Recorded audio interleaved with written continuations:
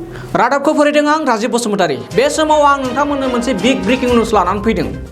धीरेन बर'जों थाफानाय साफ्रोमबो बारग' एनडिबि बिथांमोना दिनै बिटिआरनि मावफुं सोद्रोमा रनजित बसुमतारी बिथांजों खौसे जानो फैफिनो थामहिनबा इउपिपिएल दोलोआव हाबफैयो। बे समाव धीरेन बर'आ मोनसे बिग जिर' जानो थांगासिनो दं होननानै जों बुंनो नांगोन दि बिथाङा एनडिबिपिनिफ्राय गावस्रानानै आलादा धीरेन हानजा दाना लादोंमोन। नाथाय दुखु गोनां बाथ्राया बेसो धीरेन बर'आ बिथाङा गावनि गोख्रों बारग' एनडिबि बिथांमोननो बिटिआर गोरोबथाजों फैफानाय रिहाबिलिटेसननि खामानिखौ मावनानै होनो हायाखै। बेखायनो गोबां धीरेन ग्रुपनि बारग' एनडिबि बिथांमोना दिनै बिटिआरनि गोख्रों मावफुं सोद्रोमा बिआर फेरेंगा बिथांजों गोरोबफैयो आरो बारग' एनडिबि बिथांमोना अरायसम बेबायदिनो गोरोबनानै हारिनि बिटिआरनि जौगानाय खामानि मावलांनो साखाफारा जाबाय होननानै फोरमायो। थारैनो धीरेन बर' बिथाङा मोनसे समाव रावजोंबो नायफिनजायै बिग जिर' जागोन नामा बेखौ समाजआ मिन्थिसिगोन। बे समाव बिटिआरनि गोख्रों मावफुं सोद्रोमा रनजित बसुमतारी आरो धीरेन बर' हानजानिफ्राय गुगानानै फैनाय बारग' एनडिबि बिथांमोना मा फोरमायो जों मिथिना लादोनि।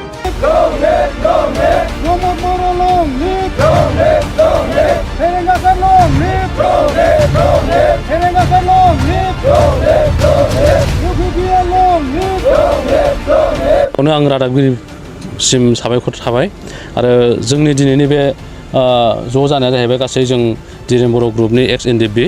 दा जोङो बेवहाय जों जयैनो दिनैनि बे मेलाव सावरायनानै जोङो डिसिसन लानानै थांखि लानानै जोङो दानि जिहेथु सरकार इउपिपिएल आरो बिजेपि आरो जिएसपि बे जथाय सरकारखौनो जोङो मदद खालामनानै सारमोननि दैदेननायावनो जोंनि जिहेथु रिहेबिलिटेसन मोननांगौ बेखौ जोङो मोननो थांगासिनो दङ। जों बिनि थाखायनो बिथांमोनखौ सरकारखौ सापर्ट खालामनाय जादों एक्स एनडिबि जानानै।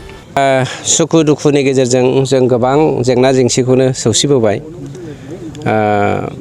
बिथांमोना मानव गेदेर धीरेन बर' बिथांनि दैदेननायाव एनडिबि एक्स सरकार हिसाबै गाव गावनि हाबाफारिखौ मावबोबाय दङमोन।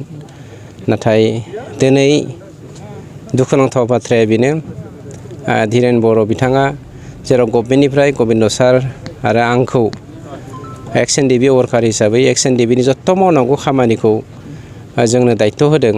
खिन्थु बिथांनिफ्राय दिनैसिमबो रिहेबिलिटेसन पेकेजफोरखौ मोननो थाखाय मोननै ग्रुप सिम्पेटाइजार एन्ड अल्स' हार्डकर केडार बे मोननै ग्रुपखौबो बिथाङा दिनैसिमबो जोंनिसिम गथायफैयाखै।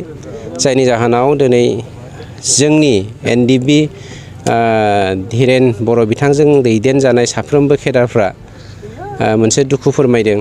मानोना एनडिबिखौ लानानै जों राजखान्थि खालामनायनि सम नङा, दिनै फिथाइ मोननायनि समाव जों समानै रानना जानायनिसो सम। बिथांमोना दिनै गाव गावनि जा थालांनाय लिस्ट बे थालांनाय लिस्टखौ होलांनो थाखाय आंनि खाथियावहाय फैदों। आं जेरावहाय गभर्नमेन्टनि जानानै मावनो थाखाय रिप्रेजेन्टेटिभ हिसाबै दायित्वखौ मोनदों गबिन्द सारजों लोगोसे। आरो बिथांमोना दिनै समाज जौगाहोनायनि थांखिजों एकर्डनि मोनफ्रोमबो दफाफोरखौ जाफुंहोनायनि मिजिंजों आरो फैगौ समफोराव बर'नि थामोनथाखौ लानानै जा मावनांगौ हाबाफारि मोनसे दावहा, रांखान्थियारि जौगाहोनायनि दावहा, समाजखौ जौगानाय समाजफोरजों माने कम्पिटिटिभलि गोजौआव लांनायनि मोनसे दावहा, बे दावहायाव बाहागो लानो होननानै बिथांमोना सरकारजों इउपिपिएलआव जइन जानानै आखाइ होफैबाय। आं प्रमद बर' बिथांनि दैदेननायाव जोंनि इउपिपिएल हानजायाबो बिथांमोनखौ वेलकाम बानायबाय आरो जोङो मोजाङैनो मावलांगोन। आरो आं मोनसे बाथ्राखौ दिनै जोंनि बिटिआर सरकारनि जानानै फोरमायथिबाय, हार्डकर केडारफोरखौ जों रावखौबो थालांहोनो नाजानाय नङा, जों लांजोबनो नाजागोन। आरो बेखौ जों आसाम गभर्नमेन्टजों जोङो 18 आरो 19 थारिखआव मोननै मिटिं दङ। बे मोननै मिटिंनि गेजेरजों जोङो समस्याखौ समाधान खालामगोन। सिम्पेटाइजारफोरखौ बेसेबां हायो जोङो सोनो नाजागोन। आरो थालांनायफोरखौ आं गोसो बायनो होआखै। जोंनि बिटिआर सरकारनिफ्रायनो बिथां जोंनि मानव गेदेर प्रमद बर' बिथांनि दैदेननायाव साफ्रोमबो थालांनाय, सोरबाया जुदि खना खनला थालांमारदोंब्ला सुखु दुखु एनडिबिनि जानानै थांनाय 33 बोसोरावहाय जोंखौ सहाय होनाय मानसिफोर दङ। बिथांमोननि माने जेल जानाय मा जानाय बेफोरखौ गासैखौबो नोजोर बोनानै जोङो डेभेलपमेन्ट मोनसे स्किमखौ लानो सावरायगासिनो दङ। बिनि दारै जोंनि बोसोरावहाय जोंखौ सहाय होनाय मानसिफोर दङ। बिथांमोननि माने जेल जानाय मा जानाय बेफोरखौ गासैखौबो नोजोर बोनानै जोङो डेभेलपमेन्ट मोनसे स्किमखौ लानो सावरायगासिनो दङ। बिनि दारै जोंनि सुखु दुखुखौ फोजोबनो हागोन होननानै आं मिजिं खालामदों। आरो बेखिनि बाथ्राखौ आं नोंथांमोननि मिडियानि थ्रुयै जोंनि दुलाराय बर' माहारिनि फोसावनाय जाबाय। Thank you. धीरेन बर'आ जे बुंदों माने फैसा मोनग्राफोरखौ बांसिनानो एनडिबि नङा होनना बुंदों, मा बुंदों? एनडिपिआ मोननै ग्रुपनि दङ मोनसेया जादों हार्डक'र केडार मोनसेया जादों सिम्पेटाइजार मोनसे बाथ्राखौ नोंथाङा नाय बिथाङा गावनो ट्रेन सासे केडारमोन आरो ट्रेन साफा केडारा जेब्ला मोनसे डिप्ल'मेटिकेलि ट्रेनिं लागोन गेरिला ट्रेनिं लागोन बे समाव गेरिलायाव मोनसे बाथ्रा होनाय दं नाया दै नङाबा थांनानै थानो हाया नङा होमबा समाजा जोंनि दै आरो जों साफ्रोमबो एनडिपिफ्रा माफा नामोन आरो जोङो समाजा दै मोनखायनो समाजनि गेजेराव एनडिपिफ्रा ना हिसाबै थांनानै थानो हादोंमोन आरो बिथांमोननि हेल्पजोंनो रांखान्थि बिथिङाव समाजखान्थि बिथिङाव आरो गासैबो माने मरेलि पलिटिकेलि सापर्ट होनानै एनडिपिआ 33 बोसोर मुभमेन्टखौ खालामनो हादोंमोन होनब्ला जाय सिम्पेटाइजारफ्रा दिनै धीरेन बर'मोन बायदि सोरबा फेरेंगामोन बायदि सोरबा सावरायग्रामोन बायदि सोरबा सिलामोन बायदि गबिन्द बर' बसुमतारीमोन बायदिखौ बिखाफोर दाननानै थांखि गायथेनानै दोनदोंमोन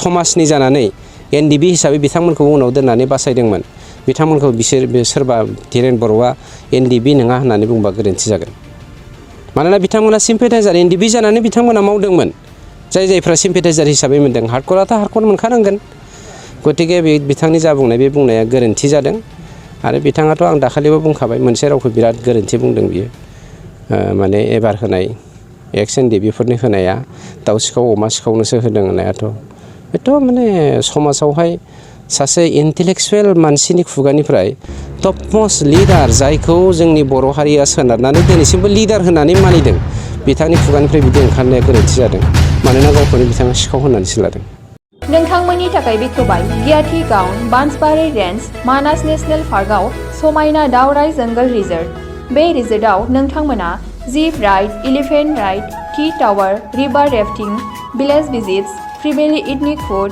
माल्टि कुजिन बायदि सुबिदा थागोन बुकिं खालामनो आरो गोबां मिथिनो थाखाय फन खालामनो हागोन 6900226214 9954961665 8638360282 9859161912 दावराइ जंगल रिजर्ट मानास नेशनेल पार्क कियाथि गाउन